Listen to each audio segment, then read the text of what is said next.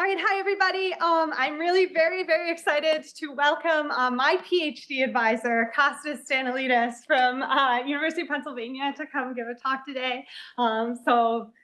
He's been at Penn for a long time and has lots to say about 3D vision and active sensing. So thank you very much. I like the short people. I love the short introductions. First, I want to thank you for inviting me here. I have never been at Michigan Robotics, only at RSS in Michigan. And it is really an amazing place in terms of people and also like concentration of talent and also the space. It's unbelievable. Definitely competition. I see it coming number one. Number one in robotics, not only in CS rankings, but everywhere. That's really rough for us to compete. Yeah, this is the things where history does not matter anymore. All right. I'm going to talk today about how we can make perception more efficient, the way it appears in nature, and what principles to use for that. So, and I will start with history. I started my PhD in 1987 in Germany. There were few people doing optical flow. I was very actually fortunate that one of them, Hans-Helmut Nagel, was my advisor. Lucas and Kanade had published a few years ago their KL tracker, and pretty much the only data we had was this sequence called the Hamburg taxi sequence, which was 19 frames, and this was everything we used to compute tracking, optical flow, and structure from motion. And we, at that time, we were even doing three-dimensional. There were already other people who did three-dimensional models. You see it there, like longer tracks. In that year, actually, the September of that year, Harris had published the Harris corner detection. And we could really, and the way I learned to do research is really to try to explain every result. And our advisor was obsessive with going back to the pixel level. So these are the individual intensities. And you could see for every optical flow computation, for every track, you could see the corresponding gradient at every pixel, because the gradient we use also in Lucas Kanade and other in the Harris corner. And here is the direction of the optical flow, also visualized as a small line segment. And I must say that in 1987, we hadn't yet X Windows terminal. So the only way to see that after you print it, there was no screen where you could see that, right? And I must say that effort really rewards itself, and it affects you forever in doing research, like in biology or physics. Some of you know, Tartaglia here will know from biology, experiments take forever. And in this sense, you are becoming also much more careful when you're doing research. And I mean, these days, I can tell you in optical flow for exactly the same problem, Raft is probably the state of the art by Jadeng. It's amazing optical flow algorithm, which uses supervision for optical flow, meaning that there are ground truth values for optical flow, which really used in the loss function. And it has been, so before we had 19 frames of one sequence. This has been trained in the whole Sintel, in the Kitty, in the HD1K, and it uses also a network which is several millions of parameters, and it was trained with 100,000 iterations, okay?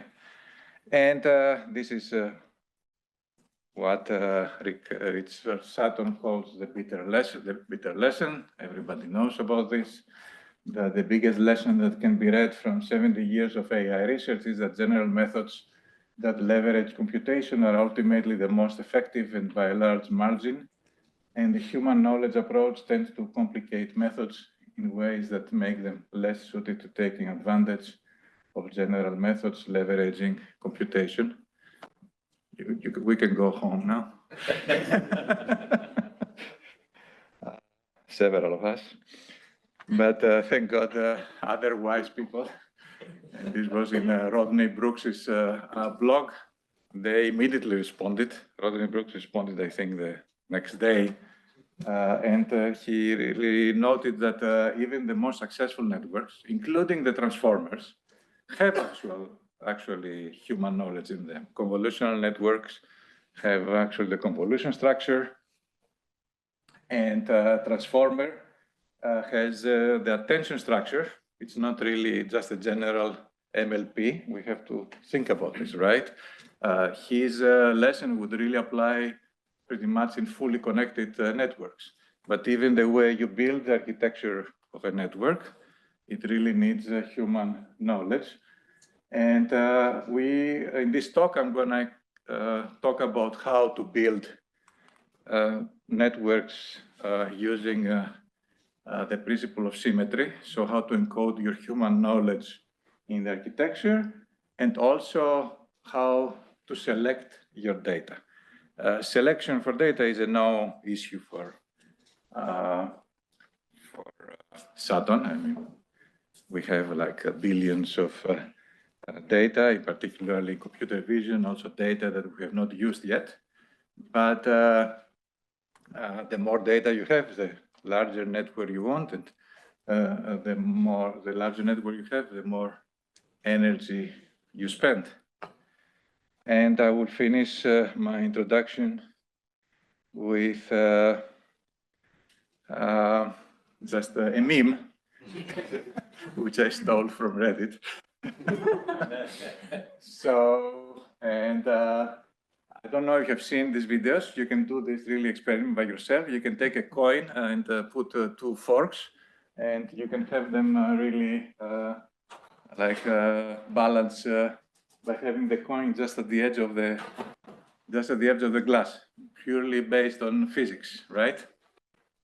Hey, Kostas, good to see you. But it looks like the screen isn't actually being shared. So the folks who are on Zoom are saying that they can't see anything. Oh, obviously, because I didn't share the screen.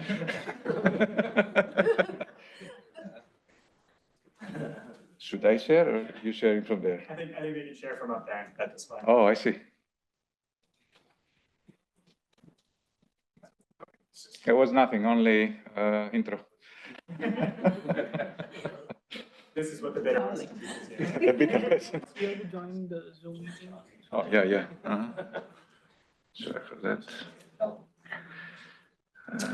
Zoom on a browser, right? Or should I just put the number? Yeah. Oh, okay.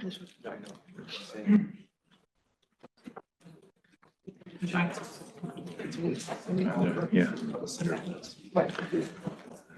965 6308 729. I don't need audio.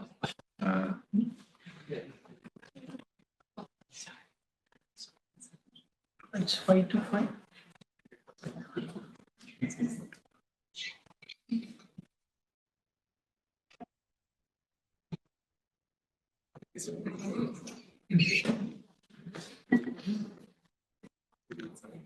And needless to say that DeepSeek proved Richard Sutton wrong.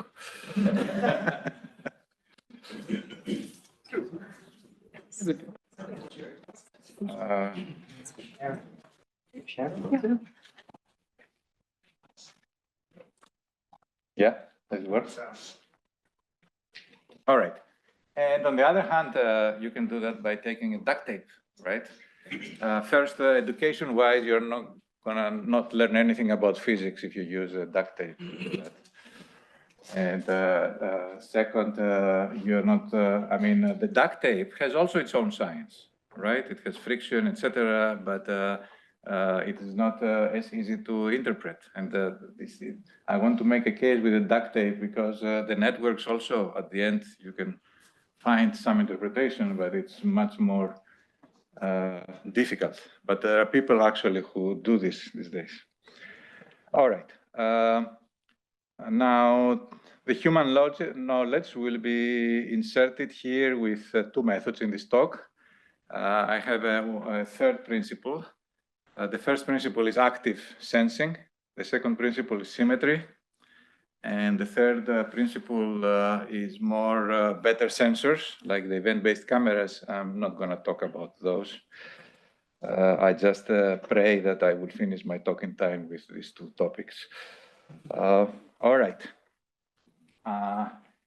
So active perception, actually our lab grasped the A in the grasp was active sensory perception, the general robotics active sensory perception when it was founded. And there were several like seminal works from the 80s on active sensing, both in tactile as well as in stereo, coming out from the grasp lab. But the main question we're going to address today here is how should we select views under the resource constraints of both computation and also possible robot motion. So Gibson really, in this book, actually, the main idea is that animals actively control what they can see, hear, smell, and feel in their normal habitat. And we have done a lot of active perception work with Nikolai Atanasov, who is now faculty at UC San Diego. And I had given it up, but thanks to Bernadette, we picked it up during her PhD. And we picked it up in a really very modern problem, which was the active semantic goal navigation, which we had first the pure metric problem called point nav. This is called the goal nav, where the goal is you go to an unknown environment and you just say go to sofa, to semantic object, and you really have to go there, not by solving the full exploration and the SLAM, because there is a constraint in time and computation, but inside a specific number of steps. And in order to do that, you need somehow to be able to predict. I was insisting in that time to use the word hallucinate, but now the word hallucinate is so much overloaded with GPT that I just say predict. But pretty much what we meant there is that you see your environment, you have an occupancy map from the depth map, and you have a semantic map, but in order to select where to go and to have really a smart exploration, you really need some prediction of what is behind the walls. And in this system, you predicted the labels in unseen regions, and we actively learned the path and the long-term goal. And the way we did that was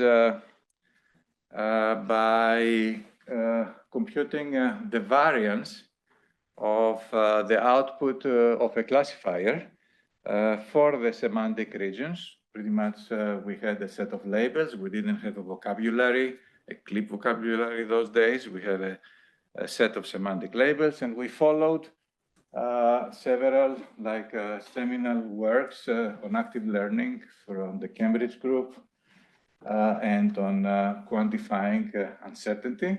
And this F is pretty much the softmax output, and we model the information gain from a new view, from a new place we're going to go, based on predicting what was in the neighborhood semantically, and taking the variance of this prediction.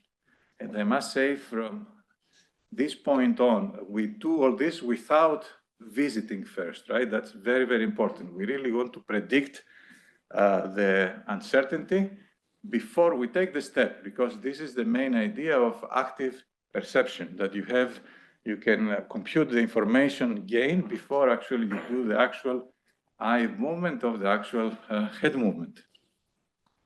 And so we modeled the information gain as the variance, not by just sampling randomly the weights as in the Bayesian learning, but by using an ensemble. So where each semantic segmentation network was a unit, and then we had outputs for every grid location, and we could compute the model uncertainty. This is an idea of an epistemic uncertainty, really the uncertainty in the weights of the model that does the semantic segmentation. And then we make this as part of the navigation policy, which really drives this agent towards areas that will give this agent the maximum surprise. This is the main idea of like having a curious explorer. And we saw also that we could handle much better adversarial issues with this problem. And of course, high uncertainty was indicative of out of distribution. And we played also with, this was our Bernadette's learning to map. We played also with the pure mutual information from the bold approach, again using the softmaxes, and just using the predictive entropy as a measure of uncertainty. And we found out that at the end, really, the ensemble was this approach from Bernadette gave the best results. And there was a reason for that, because both of them were approximations of the actual information gain. And I'm going to see that in a non-neural problem, that when we can compute information gain pretty much by hand, we can really compute the actual formula of information gain as a difference of entropies. So this was our first result. We started again doing active perception. And then something happened in the field in 2020 in computer vision, and geometry became again very, very hot because of NERF.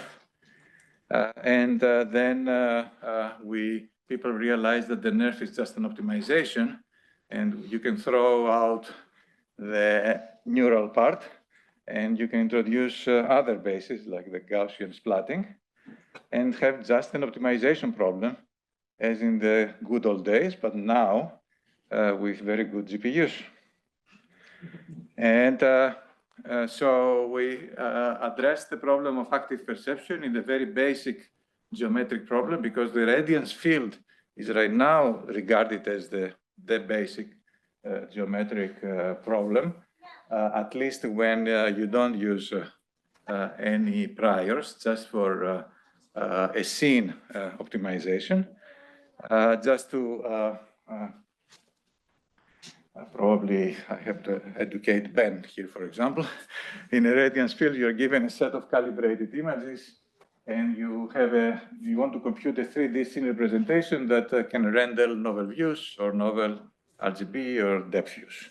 And based on that, you can probably have also reconstruction, like an actual map, the way you have it in SLAM. And so these are like the novel views. And this idea that the representation is not just explicitly like a surface, but can really be the weights of a network or like a set of the Gaussian splatting. It's actually, Gibson actually wrote about this, that the experience of the visual world is not compounded of a series of visual fields, like images. No one is aware of the sequence, but only of the total scene. And I didn't have, this is very active right now, field in neuroscience. And I didn't have time to put that in, but I listened to a podcast and then I used a video from a cognitive scientist from Justin Wood at Indiana University, who takes small chicks, like small chickens out of the egg as soon as they hatch, and he puts them in a white box where the two parts of the box are screens, and projects irrelevant objects to its evolution, like not like a fox or something, but just some sculptures. And it proves that when you project such an object in a smooth, like variation of views, the chick really gets actually magnetized to it. And after some time, after it has seen several objects, several variations, it recognizes only the object that was shown like in a very good sequence. That's and it's really that at the end it's probably there is an intrinsic representation of the object or of the scene there. And in the classical, my title box moved here, but anyway, in the classical like radiance field, whether with Gaussian splats or with NERF, for example, you have 100 views and you obtain a novel view criterion, the PSNR of 35 decibel. If you use just 20 views, you go random 20 views, you go down to 29.6. But if you select them, you can really do an increase to 31.5. And the main idea is how to really select the best views, either as a batch or incrementally, to really maximize at the end the actual task, which in this case, it is really the novel view error. And there is in selecting novel views, you want some kind of a quantification, the information gain, enhance the uncertainty. And there were several approaches, including normalized flow, variational inference, and also including ensemble approaches. And we decided to go as soon as Gaussian splats came out, and you could pretty much compute the projection by hand. We decided to go an approach where we could compute information gain really analytically. And the main idea is that you start with very few views. You compute the information gain among many candidate views, and then you select greedily. We didn't use the planning problem. We select you select greedily the one with the highest information gain. And when you see the actual information gain computation, after, let's say, you have a set of 10 already views, and you want to acquire a new one. This is the pose of the new view. And this is the unknown actual view. And we're going to see that in the formula, this will not really show up, the actual image.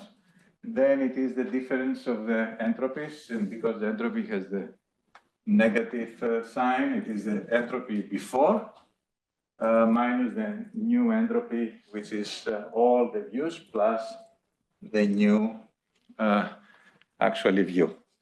And the main, we really want to compute it without using the Y of the new view, because we have several candidate views. We want to choose where to go without knowing it. And we take advantage that when you do that, you have really a Gaussian likelihood. And if you have a Gaussian likelihood the entropy converts to the log of the determinant. And then there is a non-computation where this can be bounded by the trace of the Hessian of the loss function of the new view using the weights, in this case, the Gaussian splat parameters, times the inverse of the Hessian of the existing number of views, all right? And you might have 50,000 Gaussians times 10 parameters each, like center covariance, rotated covariance, and the occupancy, the density. So this will be impossible to compute this inversion, but there is a further approximation of that with which we approximate the Hessian with the Jacobian transposed Jacobian, which, if you know from the estimation theory, is nothing else than the Kramer-Rao lower bound. And then we even further, we saw the pattern of this Hessian, and we saw that it's heavily block diagonal, where in the diagonal you have pretty much the elements of every Gaussian separately. And yeah, I mean, the biggest Hessian we dealt with was 20 million by 20 million. But at the end, we really used to invert only this block diagonal form. And obviously, if we cannot do it with the NERF, because the NERF is based on an MLP, and this Hessian would be really not sparse at all. So this is an illustration of the expected information gain, and how much actual information you get. And this is the population of the Gaussians here, based after the selection of every view. And you can see that with very few views, like these black views, very soon we're going to get a pretty detailed model without using all 100 views. We start only from this black thing with randomly sampled Gaussians.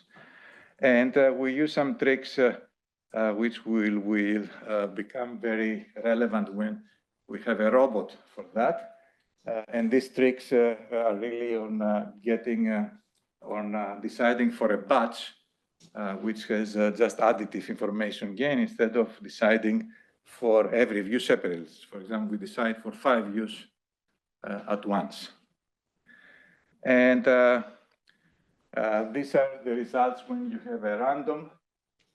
This is the novel view synthesis. Observe mainly this, the most challenging region in the tractor is the concave region. When you have random views, this is with another approach called the active NERF. This is the ground truth here, and this is which is called the Fisher radiance fields. And usually the difference in these approaches is really in the details. It is, for example, here, you're going to see this is the ground truth with all the details of the spiral of the notebook, which we get, and you get much more like diffuse or muzzled reconstructions if you randomly select these views. We compare only with the few number of views, right? Obviously, if you have the 100 views, you will have the best result. We asked also the problem, how can we compute the pixel-wise uncertainty? And we did this by looking at the submatrix, for this block matrix for every Gaussian, and taking the trace of it and regarding it as the density of the Gaussian, the way when you run the rendering integral on the nerve, and this is the way we computed the uncertainty for every pixel. And we can see that the uncertainty, so there's a question, the main question of the uncertainty usually, for example, if you run a Kalman filter, is if the predicted uncertainty reflects really the actual error. And we see that it reflects it pretty well at the discontinuities as expected, as well as in areas where there is no texture, while like here, very high uncertainty, while other approaches, they fail to predict the high uncertainty in the areas of low texture, and they predict only where we have discontinuities. Now, obviously, usually when we say active view selection, here you save computation when you do the active view selection, or you can work on because you work with a set of candidate views which exist already, but in robotics, the selection of views associated also with actual motion and energy. So we address the problem then of active mapping using the representation of the Gaussian splats. There was already the paper called Splatum. Our first approach was to like run an initial mapping of what you see around you. Then choose several paths in the free space and choose the path which has the highest additive information gain. But in this approach, we didn't look at the error in the localization. I remember even when we had submitted the point of paper, they had asked, well, this is not really SLAM. I mean, there is no error in the odometry. So we inserted the error in the odometry, and we expanded the information gain in this huge Jacobian matrix you have to have also a very little part compared with thousands of Gaussians you have there for the environment, putting just one small part for the Jacobian with respect to the motion. If you have done bundle adjustment, everybody knows it is the poses part is really the smallest part. And the main challenge was really the actual coverage, right? In the nerve, you never really have such a coverage. Everything is outside in. Yet if you go around, you're gonna really pretty much see everything. But if you enter in one of the environments in Matterport 3D, then you really have to, the first thing you have to care is really how to traverse the whole environment very efficiently. And first we have run like frontier-based exploration. So we computed frontiers, and we really computed paths that were consistent with the frontier-based exploration. But these days you have very smart students. And the students told me, why don't we try to ask ChatGPT which direction to take in the apartment? Okay? Which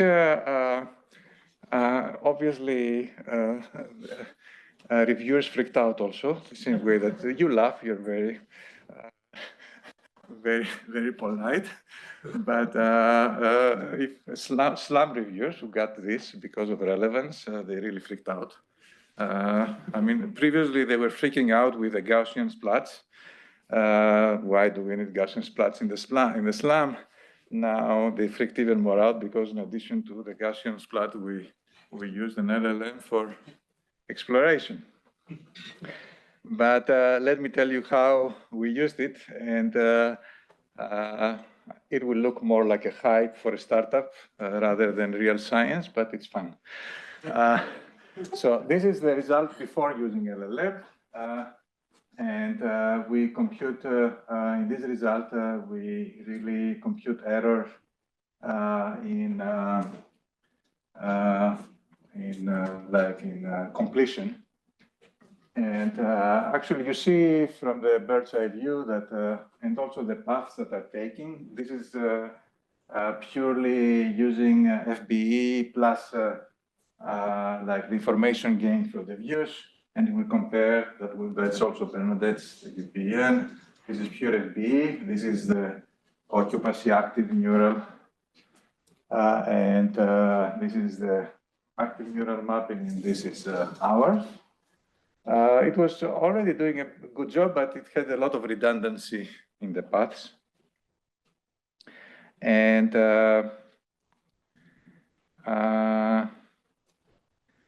let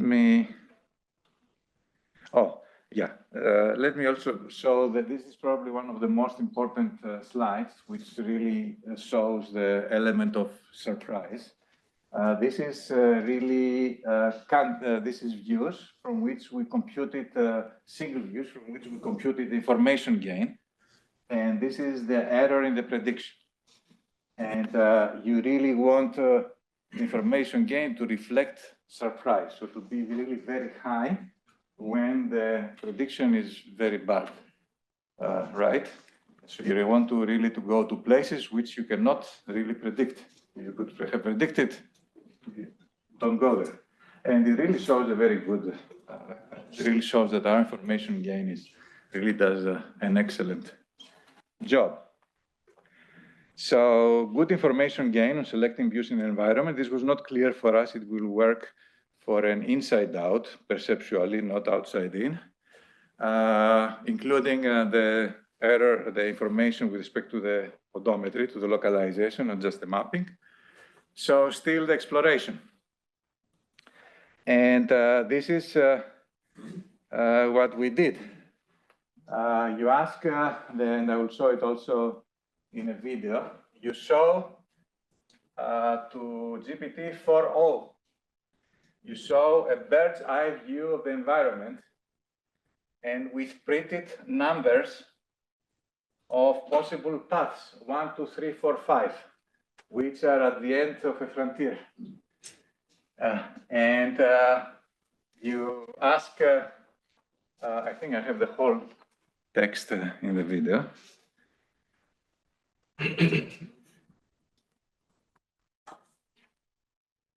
So you ask the system,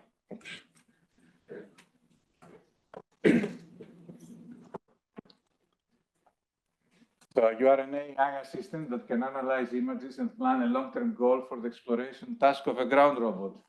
You will be given a bird-eye view image of a scene. The goal is to plan a long-term exploration mission for a robot to traverse the area. The robot's task is to explore the terrain efficiency, identifying important areas, potential obstacles, and unvisited areas. Empty space doesn't always mean they are unvisited regions. Therefore, it's better to select a space that is close to the visited region. My students are amazing prompt engineers. The possible candidates points are numbered from 0 to 11 in red color. And it's given also the, and then the response is current location and path analysis. The robot is currently at the central position marked by a blue star. The green path indicates areas that have been visited. Frontier analysis, the last frontier selected is marked with a yellow.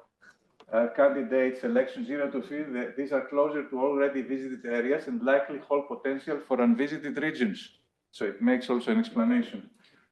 Position closer to previous exploration, but may lead to better mapping of unvisited corridors, and so on. It has also quite some semantic information of that, for example, that the corridor probably is a good way for a robot to go. And obviously the robot, we just select the first 3 or 4 and run the information gain of this towards these 3, 4 points.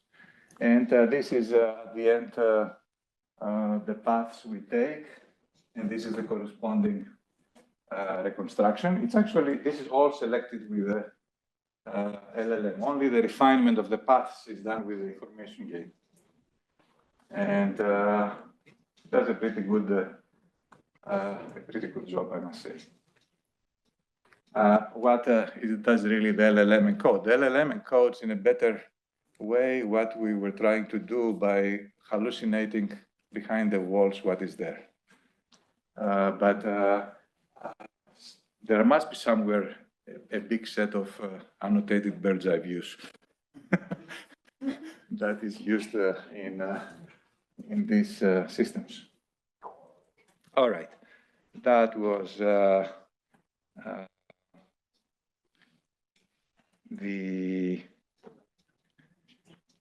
so alternative approaches to frontier-based exploration regarding coverage. There are several. Many other people compute just a coverage function. And this is something we really wanted to avoid. But I think still, if you are seeing a small room, like 1% of the environment, and you want to explore, that's one of the alternatives. We just got accepted also. We're only working on that right now. I say we're working on that with a tactile sensor from Monroe Kennedy. It was just accepted at ICRA, where we use additional, not views, but touches, purely as depth measurements from the depth deformation that you are getting from a gel site-like sensor. But the only data we got is on the Stanford bunny. So I'm not gonna go more into that, but I hope by ICRA we'll have even more results. Obviously, I'm far behind, and I'm not gonna go to what Mani is very much interested, but I will give you a good Mani, I think, left. His son probably waited to hear about symmetry and got impatient. So the second principle is symmetry, and probably I will have time only to show you the motivation about this. And we picked up like symmetry pretty much about the same. They were like classmates pretty much of Bernadette doing this. At the beginning, we also went into this direction. And by symmetry, we mean two principles, the principle of invariance and equivariance. And there are several proofs about biological brains, about the what and where. The what is really where the geometric information has been already eliminated, and it's really about invariant information, while the where, which may be not just where, but how something is rotated, is about equivariance. This is a video from Janilia farms. One of the videos they study with a very new optical technique, a particular area in the brain of the Drosophila, of the fly. This is the solid, called, I think, solenoidal ellipsoid body is called this area. You see that this area is really an equivariant filter, depending on the patterns that are shown in the screen. This area is really moving the way an equivariant filter would move. And there was already evidence for even three-dimensional tuning of neurons in the brain of the primate. This is early paper from Poggio and Logothetis in 1995, where they show to primate monkeys paper clips. There is one very important reason you saw paperclip, because paperclips have minimal occlusion. So you don't have like the backside of an object on the paperclip.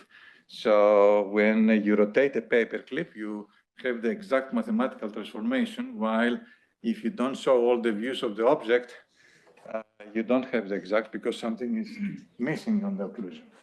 And they had these neurons that are really tuned to specific, actually, degrees of rotation. So if you take a concatenation of this neuron as a total, is like an equivariant filter to three-dimensional rotations.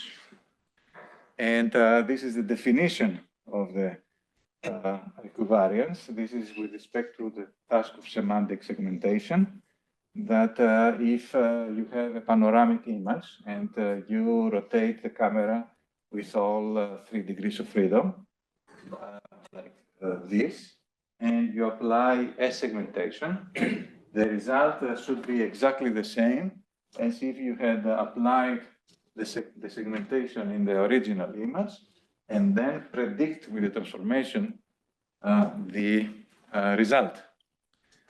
So, which means that the feature computation or any map that you are using should commute with actual geometric transformation. And the reason we don't use, so this operator here, the rotation, is pretty much the warping operator. The reason we don't use exactly the same operator because this feature may be in a different dimension. And we write this computation, like with this formula. And equivariance is pretty much writing a neuron or a layer of a network phi that satisfies this relation. It can be done, though, with other techniques. The technique that is used throughout today is data augmentation, that you present your system with all possible rotations. And then another technique, which is now used in foundation models, is that you enforce, actually, if you do, and this is also with other nuances done in the dyno between other foundation models, that you enforce specific parts of the network to be invariant. If you do, for example, flip, you enforce the representations to be invariant, or you enforce them to be equivariant by just multiplying warping the features. And there is also a third way to do that, which is through canonicalization, that you really find the canonical position of pose of the object, and we don't need PCA to do that. We can even do it with a neural network. And then in this canonical position where everything is like, let's say, straight, and it has a particular size, you can run a network to recognize what you want to recognize. So this is an example of three-dimensional. I mean, here, many students have done this also.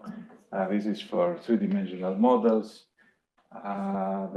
This is an example of features that are rotating exactly the same way as the input, using a spherical representation of the input.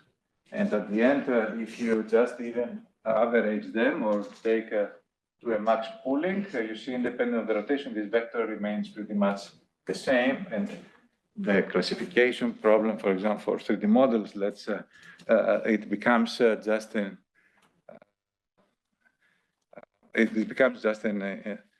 classification problem on an invariant output.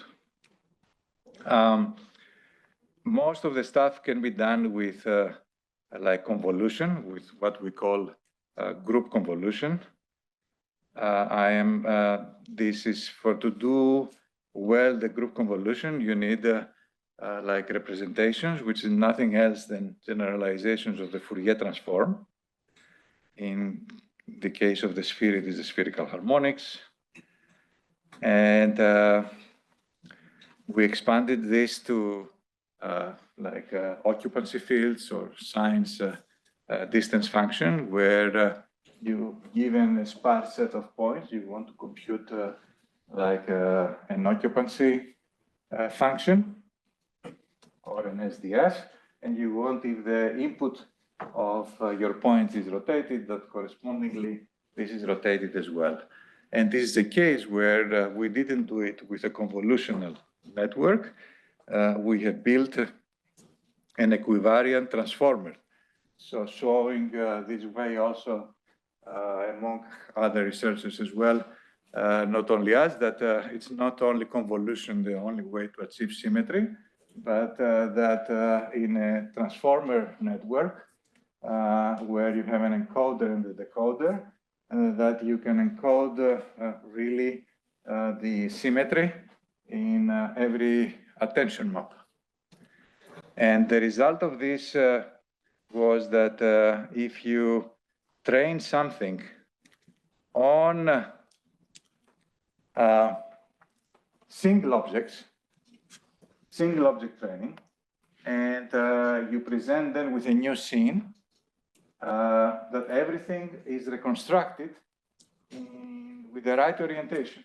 While when a network is not equivariant, then in this situation, everything is mashed up because it cannot deal with the different orientations of every object. Okay, this is like a single object training, multiple like complicated scene segmentation. And this is applied also to the Matterport reconstruction from of surfaces from point clouds, where you see in still by only training on single objects, you can reconstruct a whole scene. The last result, I'm not going to go through it, but why is equivariance not standard, right? I guess many people ask this in your talks. I mean, there are several reasons. One is that you need excellent students to implement it. That's one. The second is that the proliferation of data augmentation. If somebody can give you a lot of data, like you provide 3D rotations of objects, then you might get also some good, you can solve your task. This was the main success of the AlphaFold, because in the version 1 and 2 of the protein folding, this was the triumph of equivariance, because there was no way, because of the explosion of rotations between the amino acids, there was no way to provide data augmentation. Now, AlphaFold 3, actually, they have several tricks there how to do smart data augmentation, and this works without the equivariance by design. But equivariance, one of the reasons is that because you impose a constraint on your weights, the network is less expressive for the task you want to do. So it becomes really worse in reconstruction, or in registration, or in classification. And in the last, I think, a very promising approach for that is really to start relaxing the constraints on equivariance. And this is something we presented in the last NeurIPS. And the way this relaxation works is that you have two networks. One is really a general network. And then you have a projection. You do a projection during optimization after every iteration to an equivariant network. And you try pretty much to find the closest equivariant network to the general network you have. And from this, the time is over. Obviously, it will not be 2 hours, but it will be 1 hour, 20 minutes to talk. And I will show you just a very simple example. I always try to, so this is the what we do. We still optimize the loss function of a general network, but we constrain every weight here to satisfy this equivariant relation. That if you have a multiple, for example, rotation here, that the output is rotated, and that this is satisfied not exactly, but up to a threshold. And this is, let's say, the black is really the equivariant area there.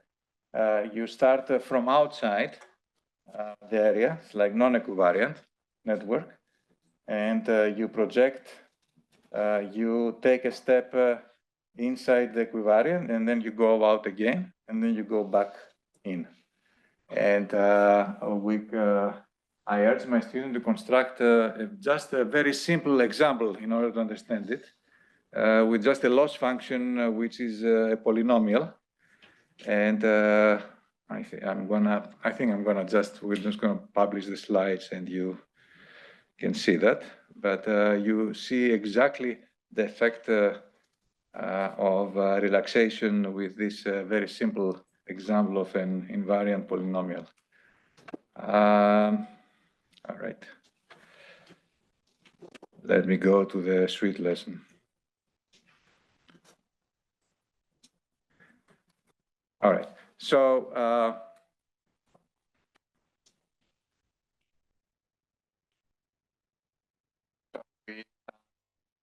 there are several things we can do definitely you can do things like DeepSeek. You can really think very hard about how to make your model smaller and minimize the number of operations in a bigger model. But additionally, there are three things you can do here.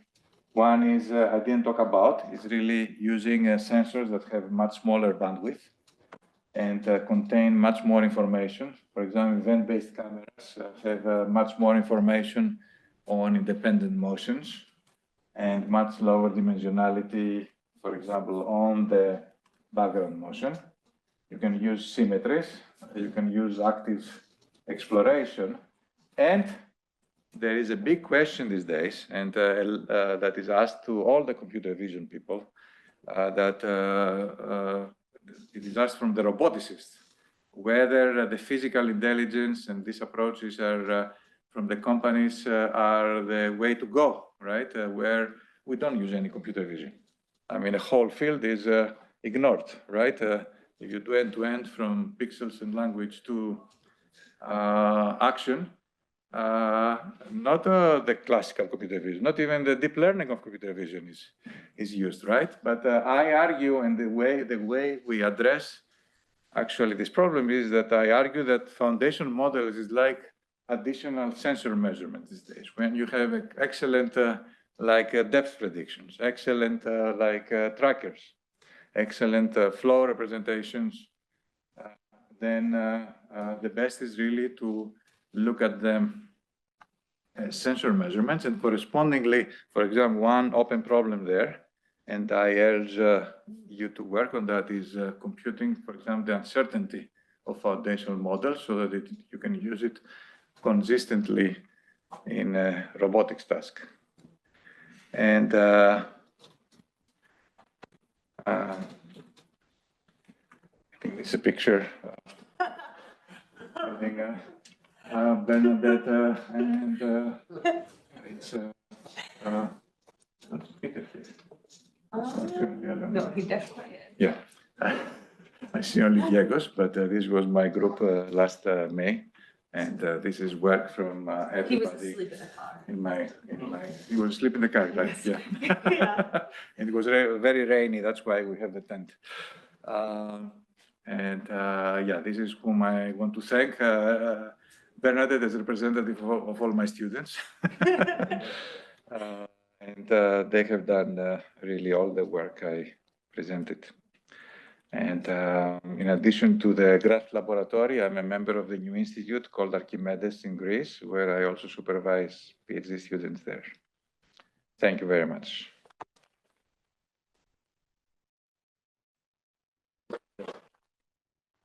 Six minutes. Thanks, Kostas. You can do questions? Yeah, okay. All right. Anybody has any questions? I might ask some of you. Mhm. If you're on Zoom, feel free to yell. Questions from the room. We have like time for 2 questions, so we'll take you first. Yes. Yeah, question. So basically, when we do computation equivalent networks, if you are doing some higher order like terms, it will be not very efficient. I feel like sometimes it's actually similar to test time data augmentation. What do you think are the road ahead to make the equivalent network more efficient, like in the real time?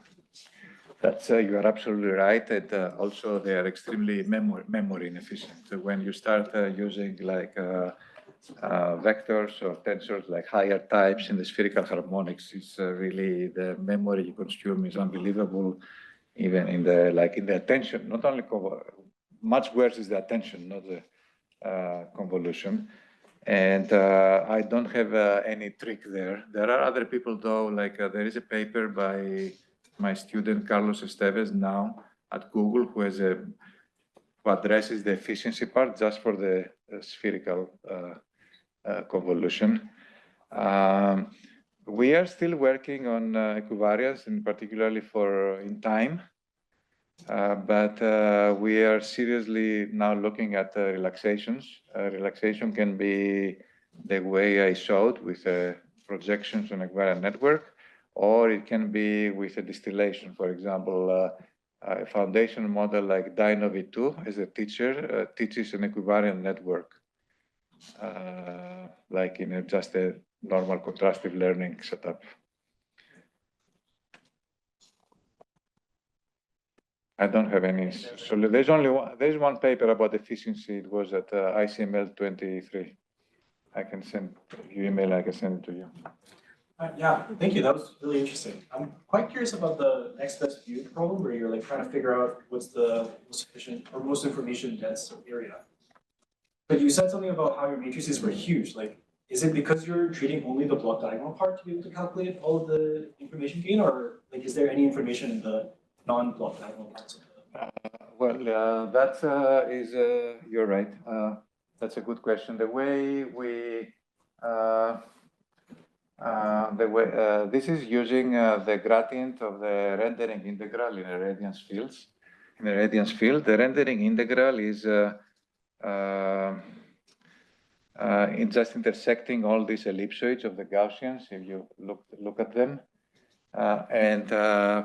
unless these Gaussians are overlapping a lot, you get this block diagonal structure. If you have 100 Gaussians on top of each other, then you're going to get much more. the blocks are going to be much bigger.